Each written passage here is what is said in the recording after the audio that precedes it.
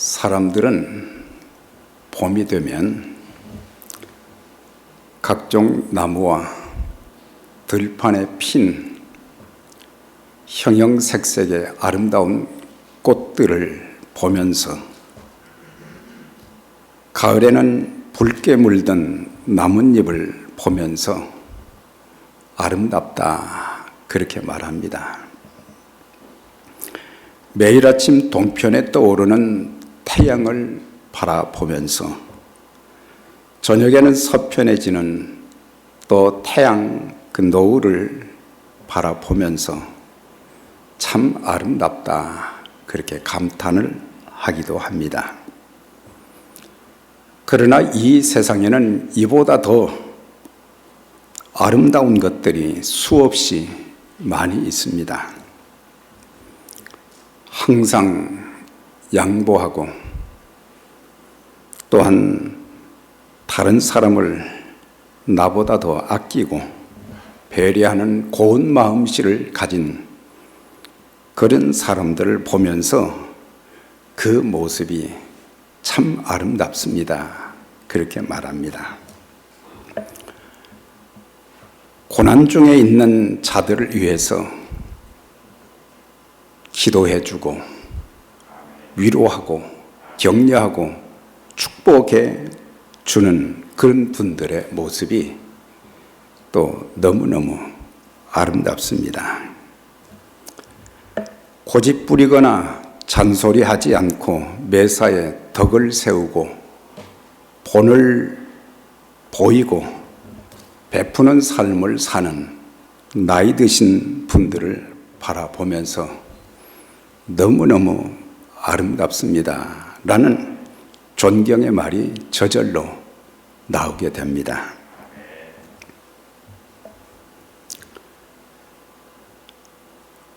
또한 서로 다른 목소리를 내면서도 화음을 잘 맞추어서 아름다운 노래로 하나님께 영광 돌리는 분들을 보면서 노래 잘한다가 아니라 참 아름답다, 그렇게 말하게 됩니다.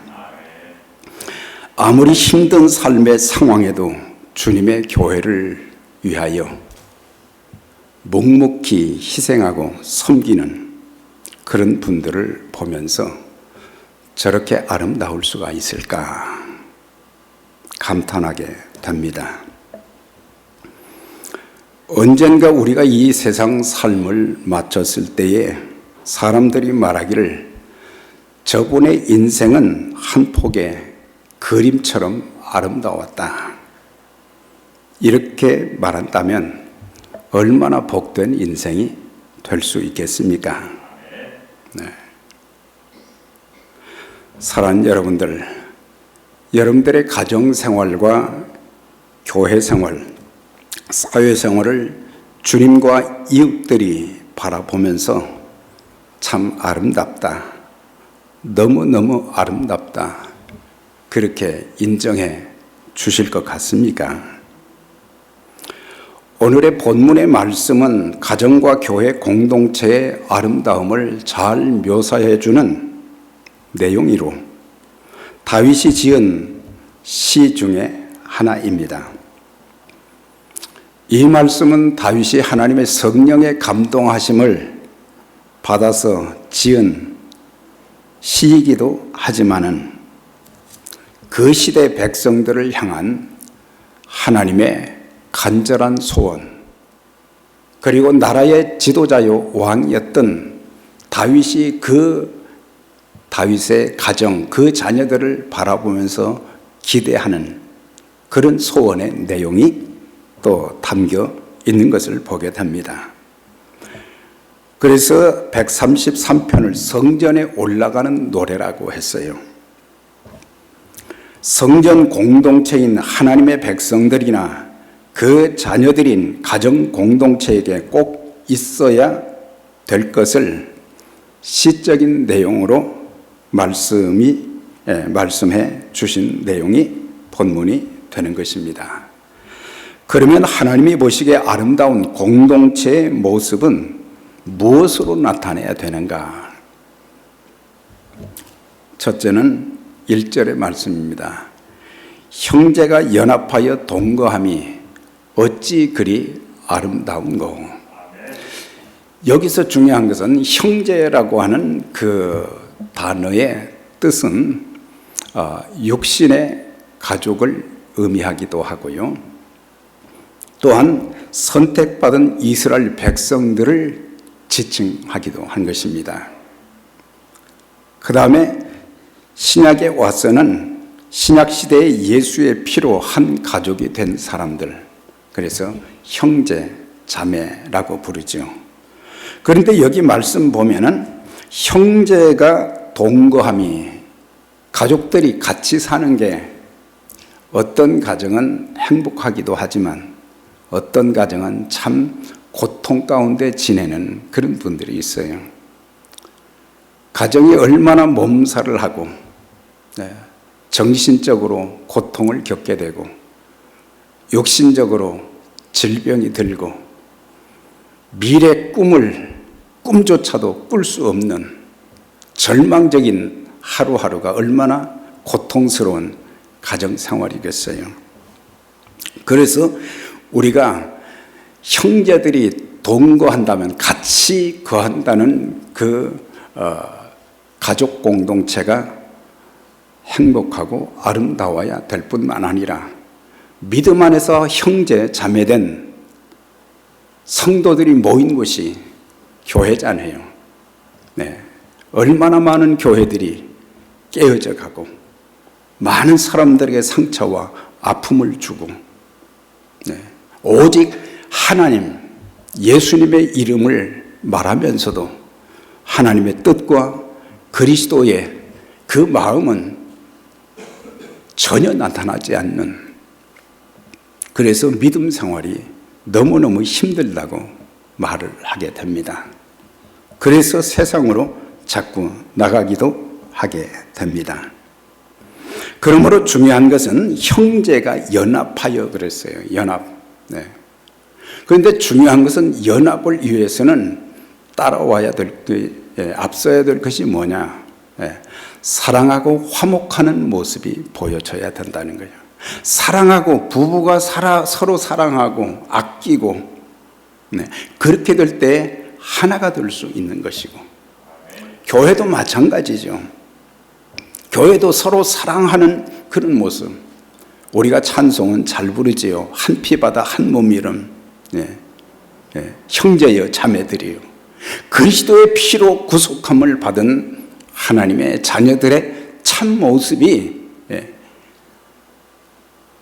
천국의 여행 연습을 하는 이 땅에서의 예배당에서 참 주님의 영광을 가리우는 일들이 얼마나 많은지 모릅니다. 그래서 형제가 연합하여 동거할 때에 그것이 선하고 정말 아름답다고 하는 거예요. 좋은 집에서 사니까 그것이 아름다운 것이 아니고, 좋은 옷을 입었기 때문에 아름다운 것이 아니고, 화장을 잘했기 때문에 아름답다. 그것도 뭐 아름다운 건 아름다운 거지만은, 그러나 그거는 내세울 만한 아름다움이 아닌 것입니다.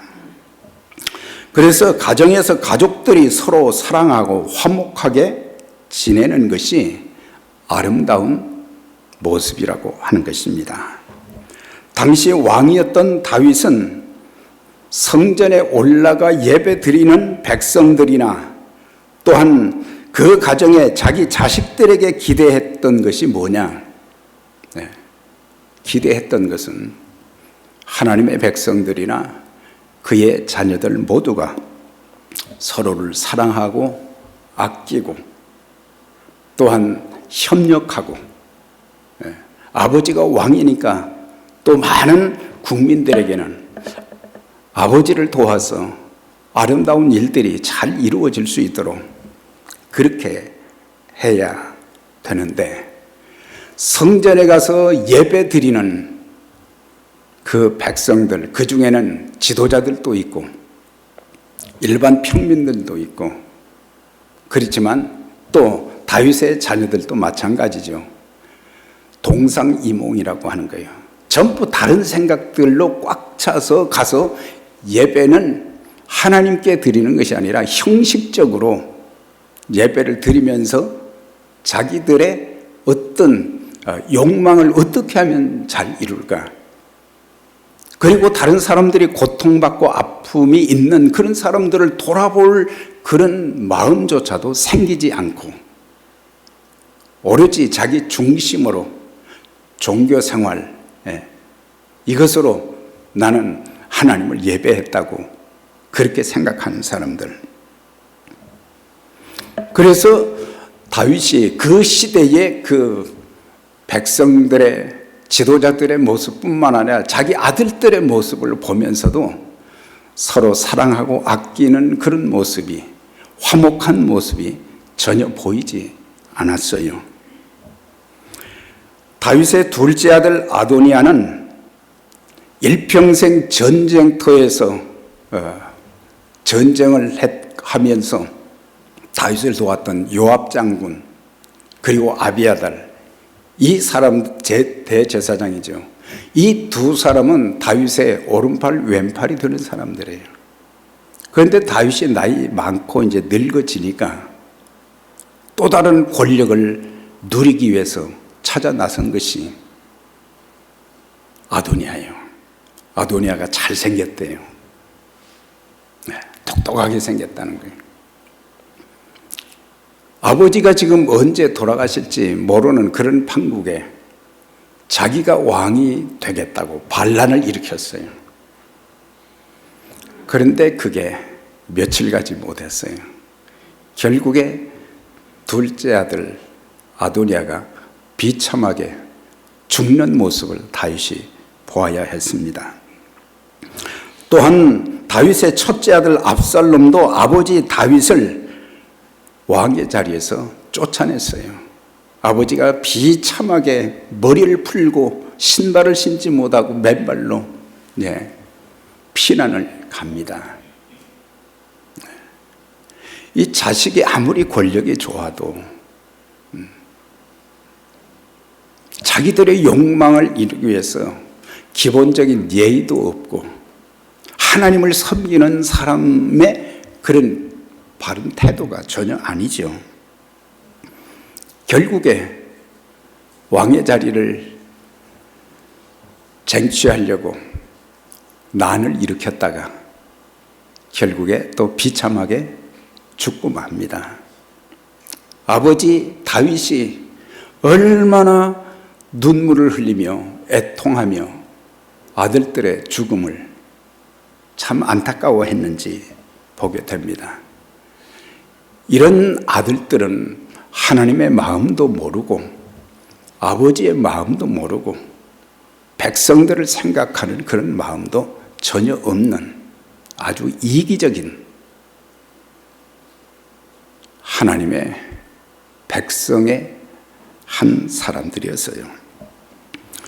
우리가 한 집에서 살지만 서로 사랑하고 화목하지 못한다면 더 이상 가족이라고 볼 수가 없어요. 신문과 방송을 통해서 듣는 또 보는 그런 내용을 보게 되면 가정에서 일어나는 비극들이 얼마나 많은지 모릅니다. 자식이 아버지를, 어머니를 죽이기도 하고, 집에 불을 질러서 또 칼로, 총으로, 부부가 또 똑같고, 그래서 가정 공동체가 아니라 참 하나님이 세워주신 귀한 기관이 둘이잖아요. 하나는 가정이고 또 하나는 교회예요. 이게 얼마나 소중하고 아름답고 행복한 보금자리가 되어지고 또한 미래를 서로 꿈꾸면서 온 가족이 연합해서 하나님의 뜻을 이루는데 쓰임받고자 그 귀한 일에 준비하는 그곳이 꿈을 생산해내는 가정이 되어야 되는데 그렇지 못했다고 하는 것입니다. 교회도 그렇습니다. 교회가 세상에 보여줄 것이 있다면 무엇이겠습니까? 교인 수, 그 다음에 아주 잘 지어진 건물, 헌금 많이 나오는 것, 그것도 필요하지만은 그것이 정답은 아닙니다. 가장 중요한 정답은 교회 공동체가 한 마음이 되어 서로 사랑하며 화목하는 것입니다. 네.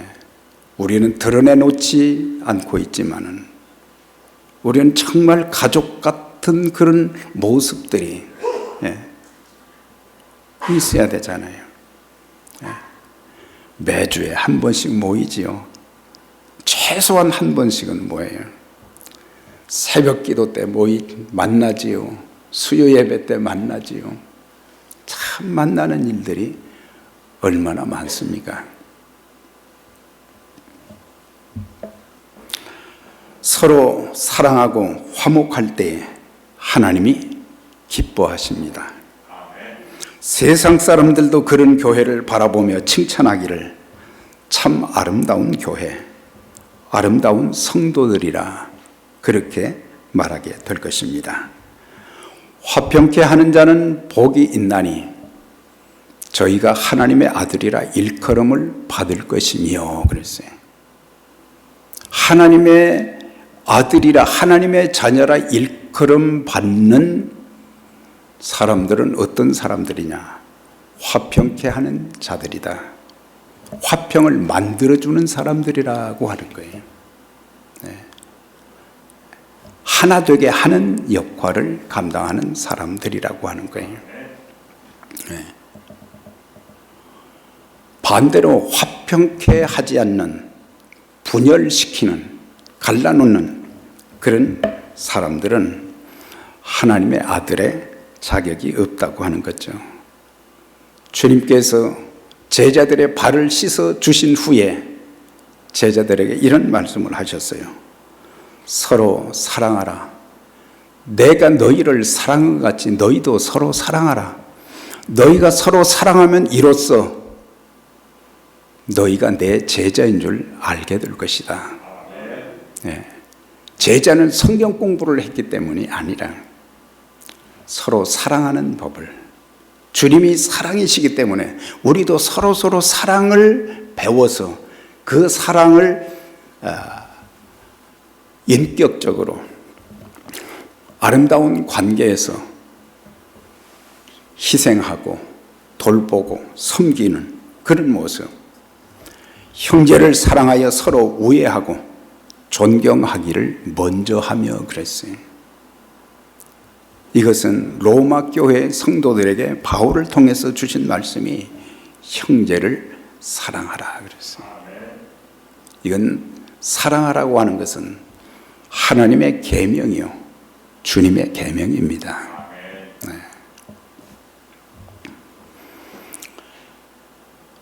아담의 아들 가인은 시기와 욕심 때문에 자신의 동생을 죽인 살인자가 되었어요.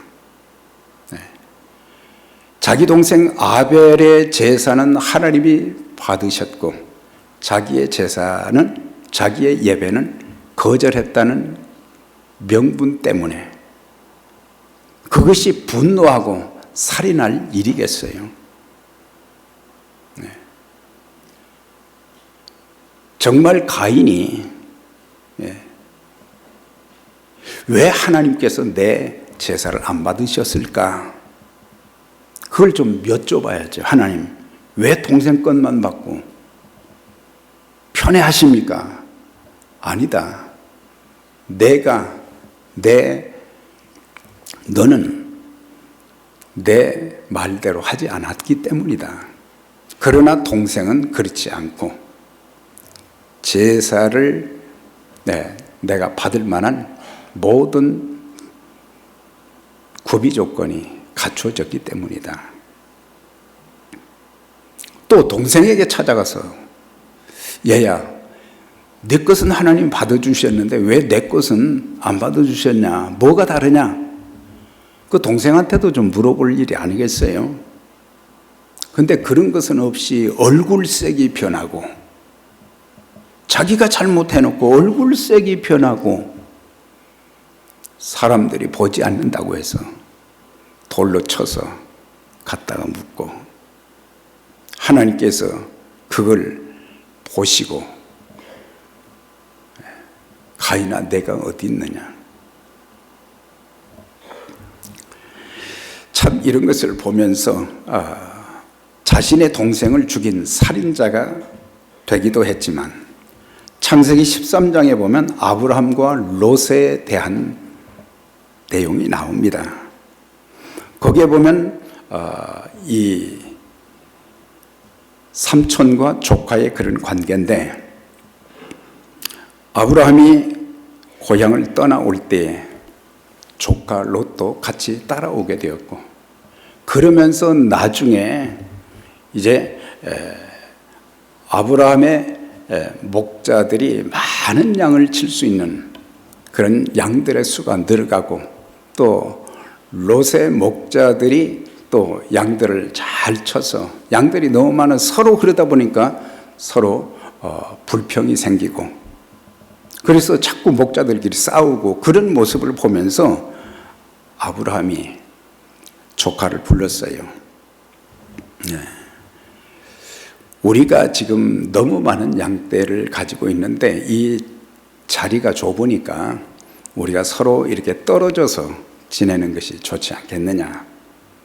내가 좌하면 내가 우할 것이고, 내가 우하면 나는 좌할 것이다. 선택권을 조카에게 양보한 것을 보게 돼요. 사람들의 마음이 뭐예요? 좋은 곳을 먼저 선택하려고 그러잖아요. 그런데 삼촌 덕에 잘된 롯에게 양보를 하면서 아브라함은 혈연 관계를 깨트리지 않았다고 하는 것입니다. 중요한 것을 알아야 돼요. 가정에서 형제들이나 교회에서 또 성도들이나 양보하는 아름다운 믿음, 이것을 통해서 하나님께서 양보하는 자에게 더 놀라운 것으로 갚아주십니다. 내가 내놓으면 손해될 것 같지만은 하나님은 그런 자들을 절대 손해보게 하시지 않고 더 채워주시고 더 많이 주시는 거예요. 그래서 그리스도의 겸손은 자기 자신을 낮추고 남을 높이기도 하지만, 중요한 것을 얻을 수 있는 기득권이 있음에도 불구하고 양보하는 그런 자세. 성도들은 어떤 경우에도 다투지 말고 아름다운 관계를 절대 깨트리지 말고 평생 함께하는 아름다움이 있게 되시기를 주의 이름으로 축원합니다. 교회에서 성도들이 연합하여 섬기는 모습이 또 아름답다고 하는 것입니다. 연합의 반대는 분열입니다. 연합은 하나님께서 원하시는 일이지만 분열은 마귀의 역사입니다. 마귀가 침투하면 가정도 교회도 단체도 국가도 갈라지고 파괴되는 것을 다윗은 두 눈으로 똑똑히 그것을 보게 된 것입니다. 고린도전서 1장에 보면은 사도 바울이 고린도 교회 성도들에게 보내는 그 편지 가운데 그 교회에 보낸 편지 중에 아주 중요한 내용으로 권면을 했어요. 형제들아, 죄송합니다. 형제들아, 내가 우리 주 예수 그리스도의 이름으로 너희를 권하노니 모두가 다 같은 말을 하고 너희 가운데 분쟁이 없이 같은 마음과 같은 뜻으로 온전히 합하라 그랬어요. 중요한 것은 같은 마음을 가져야 된다. 또한 같은 뜻, 같은 말을 한다는 것은 이거는 쉬운 일이 아니에요. 그러나 성령 안에서 하나님의 마음을 가질 때에 그렇게 할 수 있다고 하는 거죠. 그러면서 합하라 그랬어요. 내 생각과 저 사람의 생각이 서로 다르기 때문에 다투는 것이 아니라, 그런데 그들에게 권고한 것은 왜 같은 마음, 같은 뜻, 같은 말을 하라고 했느냐. 이 사람들이 분쟁이 있었기 때문에, 다툼이 있었기 때문에 다투지 말고 같은 마음, 같은 마음이 무슨 마음이에요? 그리스도의 마음을 가지라. 그리스도의 마음을 가지고 말하고 그리스도로 서로 화합이 되어지라. 이걸 공동번역에는 뭉치라 그랬어요. 뭉치라. 네. 교회가 뭉쳐야 삽니다. 네. 뭉쳐야 살아요. 그래서 우리는 예수 그리스도를 구주와 주님으로 믿어 한 형제 자매가 된 자들입니다. 매주일 함께 교회에 나와서 예배를 드립니다. 하나님께서 우리의 가정생활, 교회생활을 통해서 기대하시는 것은 서로 화목하게 지내는 것, 연합하여 주님의 교회를 잘 섬기는 것입니다. 부부간에, 부모 자녀간에 사랑하며 화목하게 지내십니까? 마음을 맞춰서 연합하여 주님의 교회도 잘 섬기고 있습니까? 주님은 그런 모습을 우리에게 기대하고 계시는 것입니다. 자, 2절의 말씀 보면 머리에 있는 보배로운 기름이 수염 곧 아론의 수염에 흘러서 그 옷깃같이 내림 같고, 이게 무슨 말씀이겠어요? 앞부분이 1절을 이제 보충해 주는 거죠. 형제가 연합하여 서로 사랑하고 아끼는 화목한 그 모습이 아론의 머리에 기름이 부어지고 그 기름이 쭉 옷에 내리면서 그 아름다운 향기와 같다고 하는, 그래서 같고 그런 말씀이 있죠. 아름다운 가정 공동체, 교회 공동체는 성별된 삶의 모습과 그리스도의 향기를 풍기며 살리는 역할을 감당해야 되는 것입니다. 그래서 머리에 있는 보배로운 기름이, 이 기름에 대해서 말씀하고 있죠. 기름은 언제 사용했느냐? 구약시대 때는 왕이나 제사장, 선지자들을 세울 때 기름을 부어서 그 직분을 거룩하게 하는 그런 예식을 행했습니다. 그러니까 제사장을 세울 때 성별하기 위해서 사용한 것을 보게 되는데, 그리스도를 믿어 구원받은 사람들은 기름 부음을, 또 성령의 참 기름 부음을 받은 이 사람들에게 뭐가 나타나야 되겠어요? 단순히 기름만 부었다는 것, 안수만 받았다는 것으로 끝나는 것이 아니라 성별된 삶이 뒤따라와야 된다. 거룩한 세상 사람들과 다른 모습의 삶을 우리가 살아야, 그때서야 참 그리스도인의 모습이 드러나게 된다고 하는 것입니다. 사실 그리스도인이라는 말은 사도행전 13장에 보게 되면 믿는 사람들이 붙인 말이 아니에요. 믿지 않는 사람들이 그들의 신앙생활, 교회생활, 섬김을 보면서 저 사람들 그리스도인들이다,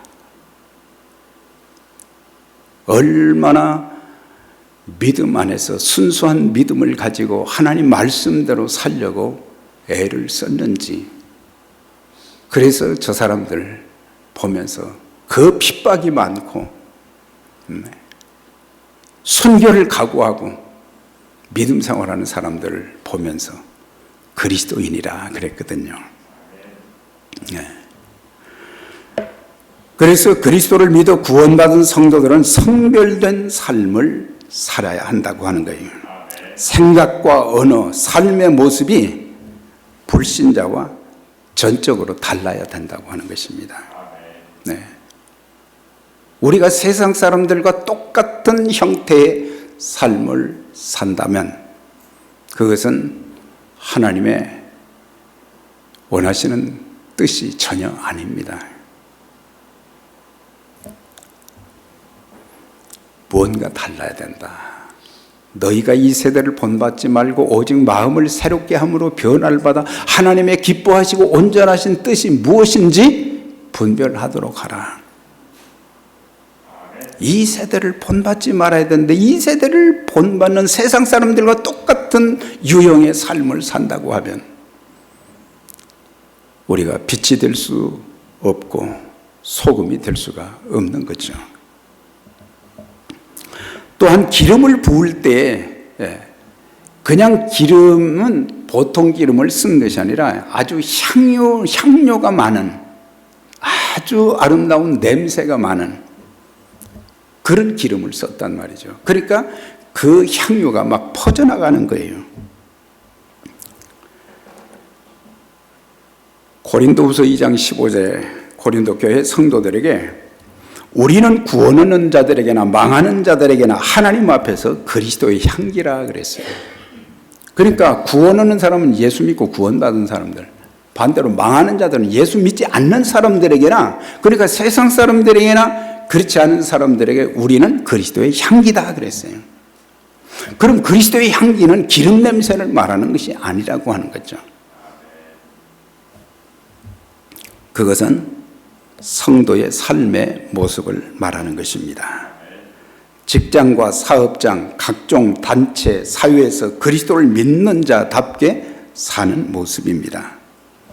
진실되게 살고 성실하게 일하고 화합하게 만들고 덕을 세우는 모습, 그걸 통해서 그리스도의 향기가 풍겨난다. 둘째는 복음을 전하는 것을 그리스도의 향기라 그렇게 또 표현을 할 수 있습니다. 우리가 복음을 전할 때 몇 사람을 주님께로 인도했든지 인도하지 못했든지 영혼을 구원하겠다는 마음을 가지고 전도한 그 자체가 하나님께서 받으실 만한 제물의 향기가 된다고 하는 거예요. 네. 요즘 전도해도 사람들이 마음이 움직이질 않지요. 그렇지만 우리의 자세, 하나님은 어떤 사람에게든지 디모데전서 2장 4절 말씀처럼 하나님은 모든 사람들이 구원을 받으며 진리를 아는 데 이르기를 원한다. 그렇게 하신 것처럼 하나님은 이 세상의 모든 사람들을 절대로 포기하지 아니하신다고 하는 거예요. 네. 그렇기 때문에 하나님이 포기하지 않는데 우리가 어떻게 포기할 수 있습니까? 네. 또한 기름은 상처를 치유하는데도 사용이 되었어요. 그러니까 그리스도인들 서로 화목하게 사랑하고 아끼는 그런 그 자세에서 더 발전해서 어떻게 해야 되느냐? 다른 사람들을 치유하는 일도 해야 된다고 하는 거예요. 세상에는 상처받은 영혼들이 참 많습니다. 세상에만 많은 것이 아니라 교회 안에도 많습니다. 그래서 상처받은 사람들을 좀 싸매주는 그런 역할이 필요하다고 하는 거예요. 네.